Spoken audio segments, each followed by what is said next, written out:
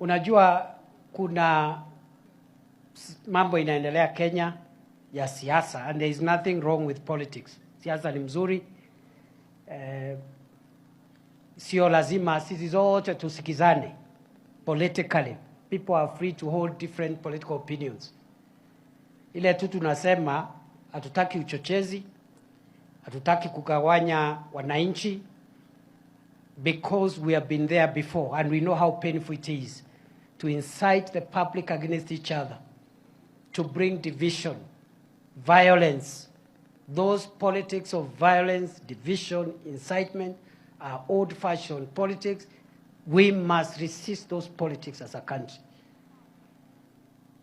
Na wale wanaunda vyama, there is no problem. Kila mtu aunde chama, ule anataka kuunda chama, there is no problem.